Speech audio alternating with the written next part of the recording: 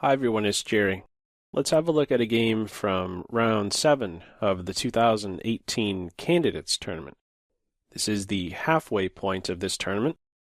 On the white end, Levon Aronian. He's paired against Fabiano Caruana. Let's see what happened. We have a d4 based game in this one. Capture on c4, move 4.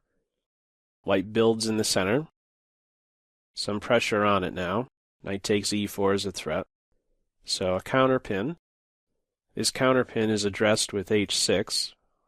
Aronian now invests the bishop pair in order to regain the pawn. Continuing, c5. White's pawn center is strong, so it needs to be struck at. c5 it is. Makes all the more sense to do this because black is playing with the bishop pair. And if you want to go one step further, striking at pawns that are on dark squares will ultimately increase the mobility of this unopposed bishop. Continuing, castles, c takes d4, and Aronian has no interest in simply regaining the pawn, but rather pursuing an attack against the black king, kicking off with e5. His queen needs to find a new home, and that new home is her home square. It may appear on the surface that e7 is better because she's not on the back rank, but e7 is reserved for this unopposed bishop. Soon, well, right now, after knight to e4, we can see that the bishop is staring off into space. This is an irrelevant diagonal, and, well, the bishop would like to return towards the kingside. Castles, queen e2. This is what we have. Bishop e7 it is. Controlling some critical squares around the kingside, some queenside squares as well, but if there's one that sticks out to me, it's f6. White has a couple pieces on that point. More pieces added into the game, rook to d1. Black observes both e5 and the bishop. Bishop d3. Now, just a moment ago, I referenced black's dark square bishop as being unopposed. That's true. You may want to be a bit more technical in some situations, however, and see white's light square bishop as also temporarily unopposed, specific to this diagonal. Black does have a light square bishop, but is it around to help negate this bishop's presence towards the black kingside? Let's see how it really helps to fight off this bishop. Continuing, knight to d7, pressure on e5, rook c1, queen is under fire, so she relocates, a5 it is. Black is making a lot of queen moves. She wants to stay in a position where e5 still has pressure on it. Queen a5 it is. And now g4. This is a highly committal move. What is the idea behind this? Well, for one, there's 4 weaknesses near the kingside. That's not the idea behind it. But let's see what this idea is. White is already down a pawn and is giving up another. Knight takes e5. Knight takes e5, queen takes e5. What is this idea? Well, f4. Creating a pawn duo. Just a little bit ago, white had a central pawn duo. It is now creating an f4, g4 duo to do what? Well, let's see. Queen a5, g5 is the follow-up. Engaging with the black kingside. This is a double-edged position. White has created a lot of weaknesses. White has development, however. Queenside not yet playing. The bishop, the rook. White's ready to take on h6, maybe do something along the g file, and maybe put to use this light square bishop. Let's see what happens here. The black queen has made several moves. She's returning home now to defend some dark squares. f6, g5, continuing h4, bishop d7. Finally, white's the light square bishop is playing. Really looking to get to the long diagonal in a couple. G takes h. We're seeing the idea behind h4 was not just to defend the g5 point, but rather, after this capture, and g6, Aronian is there to start to coordinate with this bishop, to start to coordinate on the g6 point, pressure on these light squares. King to h8 gets out of any knight check. King is probably best on h8, hiding behind the h6 pawn. He could be vulnerable along, he could be in some pin by a rook or a queen on the g-file. There's no bishop move with check. There's no knight move with check on h8. Continuing, king h2, clearing the way for a rook to g1 move. Bishop to c6, is met with now rook to f3. So I was saying king h2 is clearing the way for rook to g1, but we have rook to f3. You could have rook to g1 next. This rook isn't, this rook can now swing over to the g-file. This move here, rook f3, is in the computer's eyes a mistake. A better move is rook to f2, looking to come over to g2 and then maybe doubling on the g-file. There is an issue with rook to f3, but black doesn't reply in the best way. The queen is no longer seeing h5, and so the computer suggests queen a5, moving the queen yet again. Queen a5 or queen to d5 would be best here, striking at the h5 point and hitting with check. So we don't have that in the game. Caruana tries bishop to d6. So what's the idea behind this? Well, for one, there's a pin, and two, the queen is ready to sweep in to h4. That's defended. Continuing, the bishop is out of harm's way. King to h3. These bishops are strong. Adjacent diagonals, h3. The king is a little bit more safe on h3. Queen e7 follows. Knight g5. There's pressure on both f7 and now directly g6 is hit twice. e5 in the game. Black could maybe capture on f3, but instead plays e5. So for one, there's a new diagonal open towards the king, and maybe e4 in some lines. So what does Aronian do here? First, knocks out the bishop, invests some more material.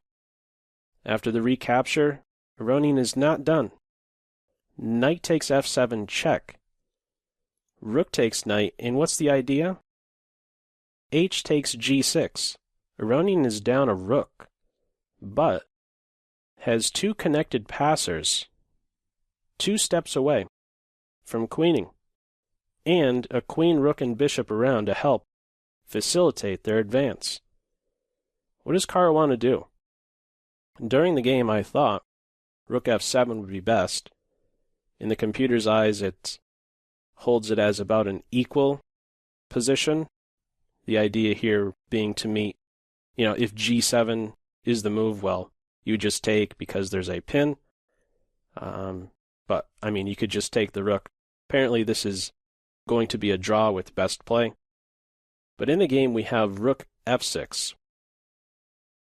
g7 now hits. King is on thin ice. Few squares to work with. h7 is covered. Has to go to g8. And now we have at this move 31, you could also observe the clock times. These guys are both in bullet/blitz mode. Move 31. They have to reach move 40 to gain some time. What do we have here? Bishop c4 check follows. King h7. And now queen h4. What's the idea? Well, let's see. Following up, we have e4. This bishop will not be able to return to h7. Looking to maybe push through. This is shot down at this e4 move. There is no bishop d3. Rook g3 in the game, and now bishop takes f4. I guess this is maybe black's first threat of the game. Rook takes h6 with a pin and win of the queen. Continuing, we have g8 check, producing a queen. Rook takes queen. Bishop takes rook check. King has to go to the corner. And now rook g7. Queen is under fire, and there's no reply that allows a counter punch towards, let's say, the white king. No, the checking squares are negated. The bishop, the rook have them. So what does black do?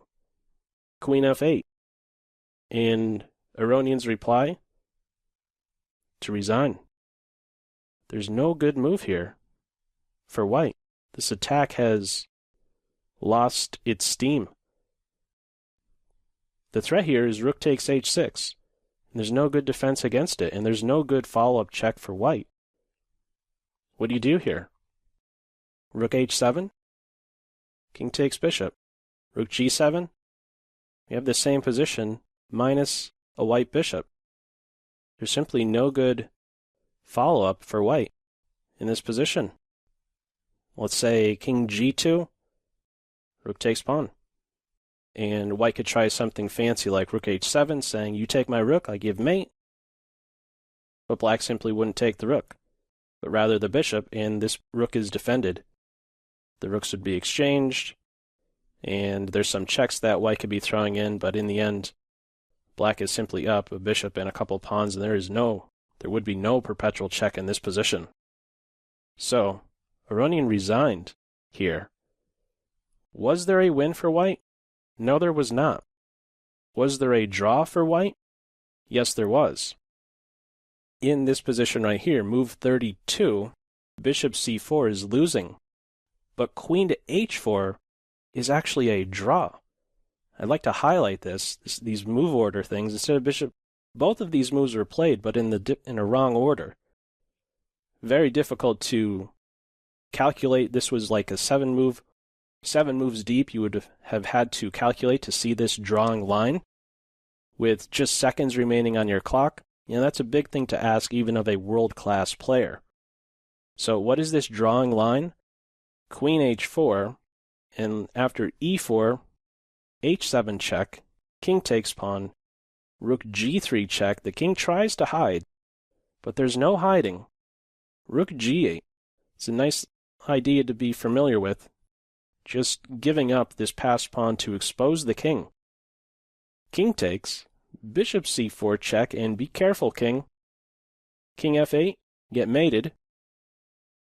King g7 is best, and now queen to g5. There is no block as the queen would fall, and once more the king has to be very careful.